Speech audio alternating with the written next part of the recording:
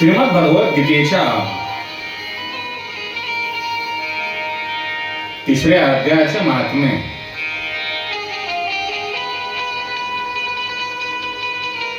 तो वाचल्यानंतर त्याच्यापासून आपल्याला काय लाभ होतो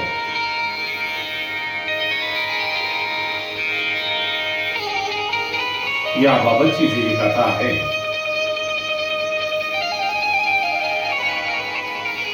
ते माता लक्ष्मींनी भगवान श्री हरिनारायण यांना प्रश्न केल्यानंतर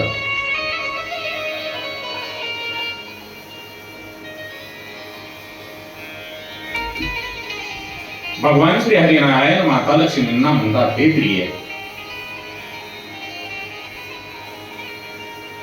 या पृथ्वी तलावर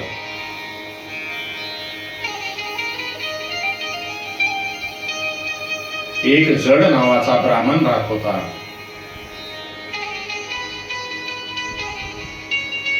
तो ब्राह्मण महात्मा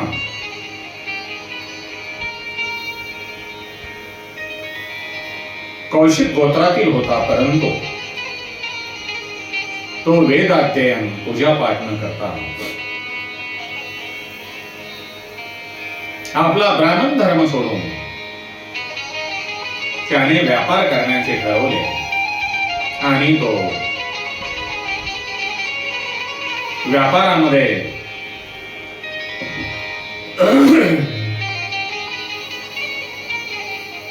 सक्रिय झाला. व्यापारामध्ये धनसंपत्ती आल्यानंतर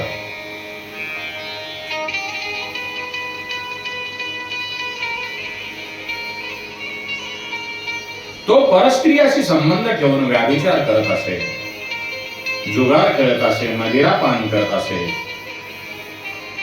आणि शिकार करून प्राणी हत्या करत होता. काही काळानंतर आपल्या जवळील धनद्रव्य संपल्यानंतर तो ब्राह्मण व्यापारासाठी दूर उत्तरेकडे जातो आणि तेथे व्यापार करून खूप धनद्रव्य कमवून परत आपल्या घराकडे येत असताना तो रस्त्यामध्ये एका झाडाखाली मुक्काम टाकतो. त्या झाडाखाली मुक्काम टाकल्यानंतर रात्रीच्या वेळी तेथे दरोडेखोर येतात आणि त्या जड नावाच्या ब्राह्मणाकडून धनद्रव्य लुटून त्यांची त्या झाडाखाली हत्या करतात आणि त्याचा प्राण घेतात.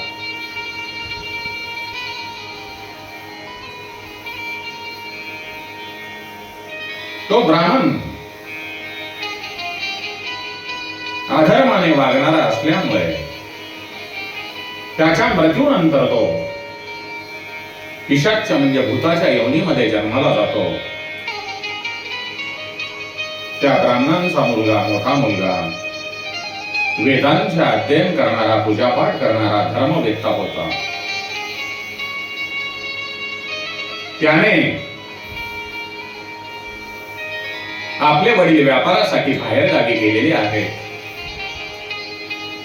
आणि ते आता परत येतील याची बरेच दिवस वाट पाहिली, परंतु ते काही परत आलेले नाहीत. म्हणून त्यांच्या सोबत आपल्या वडिलांसोबत जे व्यापार करणारी मंडळी होती त्यांच्याकडून त्या ब्राह्मण दैवतेच्या मुलाने माहिती घेतल्यानंतर त्याच्या असे लक्षात आले की आपले वडील व्यापार करून परत येत असताना त्यांची हत्या कोणीतरी दरोडेखोरांनी केलेली आहे. आपण आपल्या वडिलाची अंत्यक्रिया करून त्यांचा उद्धार केला पाहिजे. म्हणून त्या ब्राह्मण देवतेचा मुलगा आपल्या वडिलाची अंत्यक्रिया करण्यासाठी काशीला रवाना होतो. वाटेमध्ये 7-8 ठिकाणी मुक्काम टाकल्यानंतर 9व्या दिवशी तो जेथे त्याच्या वडिलांना मारले होते दैवयोगाने त्याच ठिकाणी पोहोचतो आणि तिथे आपले नेहमी दैनंदिन जीवनामध्ये जे चालू असलेले पूजापाठ कर्म स्नान संध्या करून नेहमीप्रमाणे गीतेच्या श्रीमद भगवद्गीतेच्या 3ऱ्या अध्यायाचे वाचन करतो.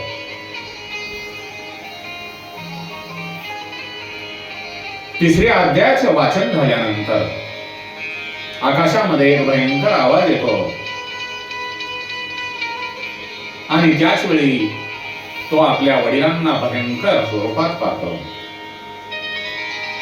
आणि त्यांच्या समोर एक सुंदर असे दिव्य विमान आलेले असते.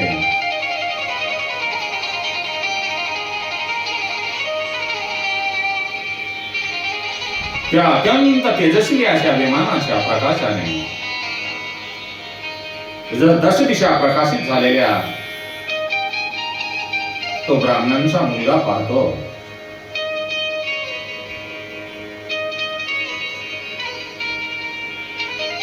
आणि त्या विमानावर आरूढ होताना तो मुलगा आपल्या वडिलांना पाहतो. आपल्या वडिलांनी पितांबर धारण केलेला पाहिल्यानंतर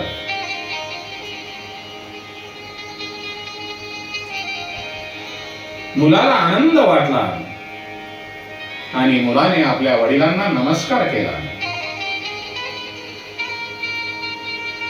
त्या ब्राह्मणाने आपल्या मुलाला आशीर्वाद दिला. नंतर त्या मुलाने आपल्या वडिलांना विचारले. तेव्हा त्या ब्राह्मणांनी आपल्या मुलाला पूर्वी घडलेली संपूर्ण हकीकत सांगितली.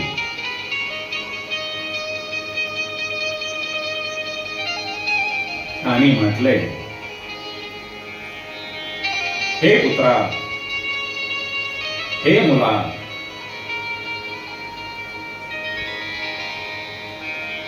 माझ्या सुदैवाने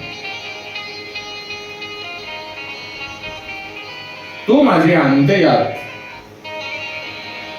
क्रिया करण्यासाठी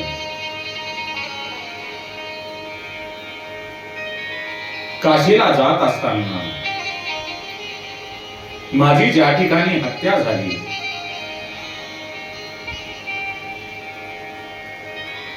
त्या ठिकाणी तू आलास आणि श्रीमद भगवद्गीतेचा 3रा अध्याय यांचे वाचन करून आणि त्या 3ऱ्या अध्यायाचे जे शब्द आहेत, श्लोक आहेत, ते माझ्या कानावर पडल्यामुळे मी पिशाच भूत योनीमध्ये असताना सुद्धा ते माझ्या कानावर पडल्यामुळे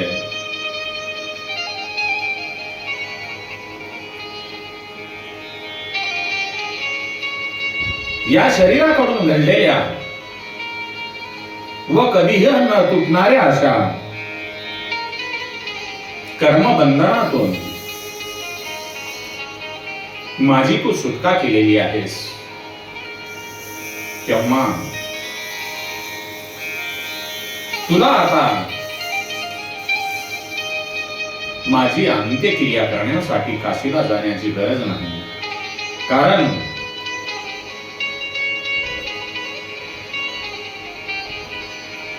माझी अंत्यक्रिया करून माझ्या मुक्तीसाठी तू जे काशीला जाणार होतास ते काम 3ऱ्या अध्यायाच्या पठनाने सिद्ध झालेले आहे.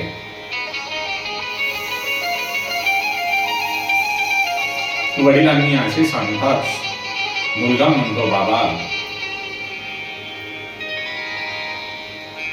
तुम्ही काहीतरी माझ्या कल्याणाचा उद्देश मला करा. तसेच मी करण्याजोगे काहीतरी काम असल्यास ते मला सांगा.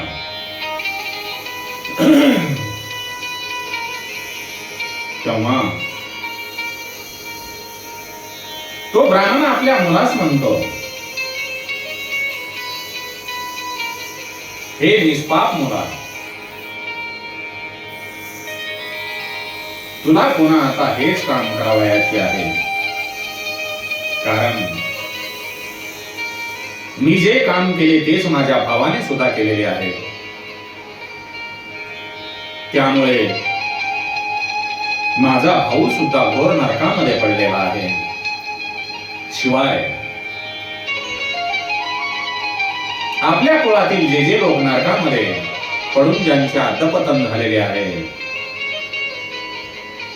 त्या सर्वांचा उद्धार व्हावा एवढीच माझी इच्छा आहे. पुत्रा, हे मुला, ज्या साधनाने तू माझा उद्धार केलास त्याच साधनाने तू इतरांचा सुद्धा उद्धार कर. म्हणून या श्रीमद भगवद्गीतेच्या 3ऱ्या अध्यायाच्या पठणाचे अनुष्ठान करून त्यापासून उत्पन्न झालेले जे पुण्य आहे त्या नरकातील अधपतन झालेल्या जीवांना तुझ्या संकल्पाने दे. त्यामुळे माझे जे संपूर्ण पूर्वज आहेत ते माझ्याप्रमाणेच यम यातनातून मुक्त होऊन लवकरच भगवान श्री हरिनारायण श्री विष्णूंच्या परंपराला प्राप्त होतील असे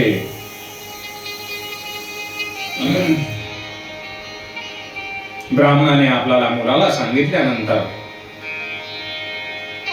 ब्राह्मणांचा मुलगा वेदवेता मुलगा म्हणतो, बाबा,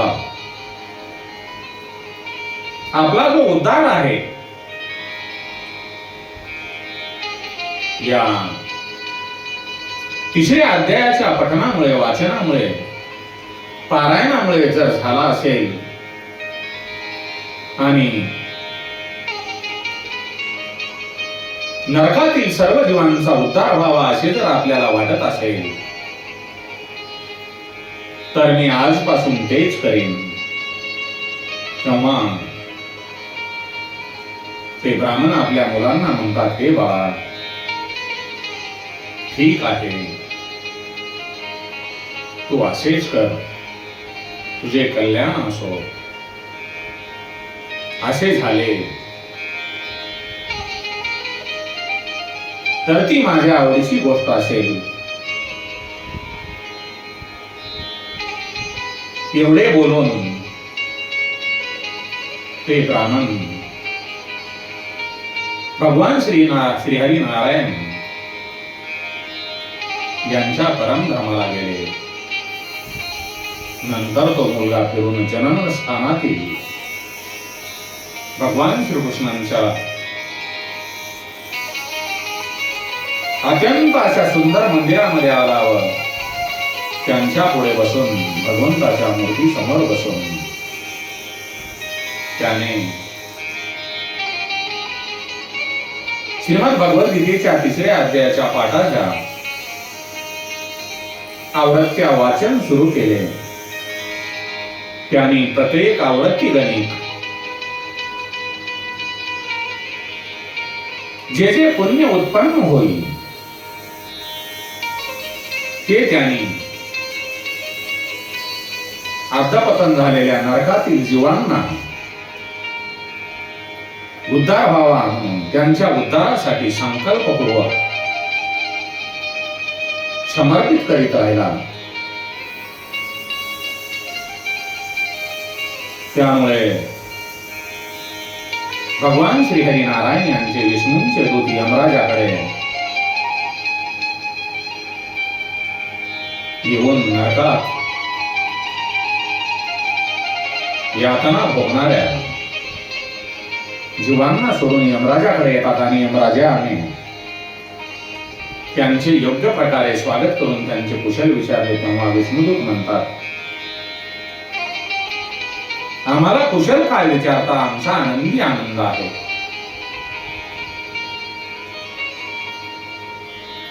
तेव्हा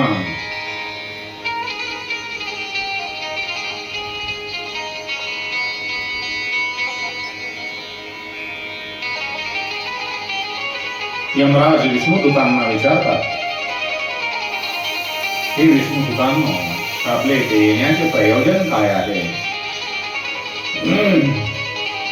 तेव्हा विष्णुदूत यमराजांना सांगतात,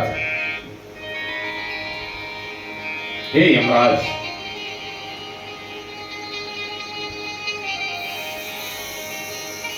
जो कोणी जीवात्मा आपल्या वाईट कर्मामुळे घोर नरकामध्ये पडलेला आहे आणि त्यांचा जर कोणी नातेवाईक पृथ्वी तलावर गीतेच्या 3ऱ्या अध्यायाचे वाचन करत असेल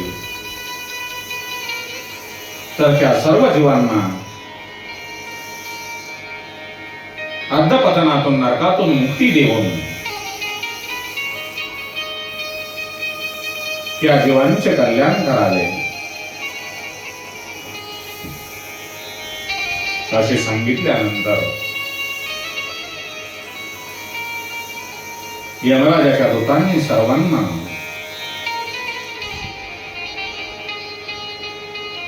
मुक्त केले आणि यमराज भगवान श्री हरिनारायण यांचे दर्शन घेण्यासाठी क्षीरसमुद्राकडे जातात, क्षीरसागराकडे जातात आणि तिथे जाऊन भगवंताचे दर्शन घेतात. तेव्हा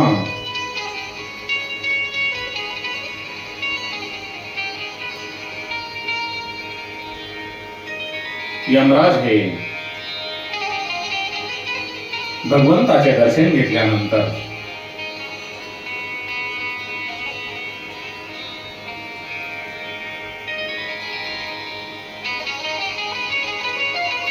यमराज भगवंतांना म्हणतात, हे जगद्गुरू, आपल्या आज्ञेवरून जे पापी जीव आहेत आणि ज्यांच्या नातेवाईकांनी त्यांच्या उद्धारासाठी श्रीमद भगवद्गीतेच्या 3ऱ्या अध्यायाचे वाचन केलेले आहे, त्या सर्व जीवांना मी सोडून दिलेले आहे. या व्यतिरिक्त आणखी काही काम असेल तर आपण आम्हाला आज्ञा करावी. भगवान विष्णू नारायण यांनी यमराजांचे बोलणे ऐकून भगवान मधुसूदन मेघ गंभीर वाणीने जणू अमृताचा वर्षाव करीत म्हणतात, हे धर्मराज, तुम्ही सर्वांच्या ठिकाणी समभाव ठेवून लोकांचा पापापासून उद्धार करता. तुमच्यावर सर्व प्राण्यांचे संहाराचे ओझे ठेवून मी निश्चिंत आहे. म्हणून तुम्ही आपले काम करा आणि आपल्या लोकी परत जावा. एवढे धर्मराज आणि यमराज यांना बोलून भगवान विष्णू नारायण अंतर्धान पावले. यमराजही आपल्या स्वघरी परतले. बाबांनो, श्रीमद भगवद्गीता इतकी श्रेष्ठ आहे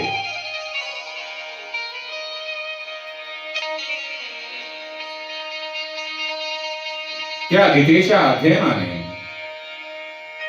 पाप्यातला पापी जीवही कितीही पापी असो, त्यांच्या कुळामध्ये जर एखादा संत महात्मा जन्माला आला आणि त्यांनी जर गीतेच्या 3ऱ्या अध्यायाचे आवरण केले, वाचन केले, आवृत्ती केली, तर त्यांचे जे पूर्वज आहेत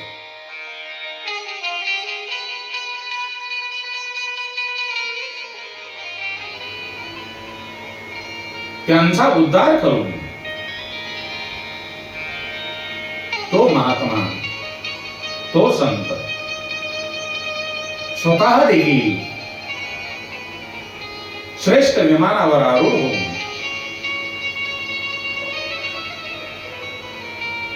श्री विष्णू धामांना निघून जातो. एवढी शक्ती, एवढी आगाध लीला या श्रीमद भगवद्गीतेच्या 3ऱ्या अध्यायामध्ये आहे. म्हणून आपल्या पूर्वजांच्या उद्धारासाठी आणि स्वतःच्या उद्धारासाठी आपण श्रीमद भगवद्गीतेच्या 3ऱ्या अध्यायाचे अध्ययन केले पाहिजे. कारण गीता ही गीता नाही, तर भगवान श्रीकृष्णांनी आपल्या स्वतःच्या मुखातून आपला परम शिष्य, परम भक्त अर्जुनाला सांगितलेली आहे. आणि तीच गीता आपल्या सर्वांच्या उद्धारासाठी आपल्या समोर आलेली आहे. गोपाल कृष्ण भगवान की जय. श्री कृष्ण गोविंद हरे मुरारे. हे नाथ नारायण वासुदेवाय. हे नाथ नारायण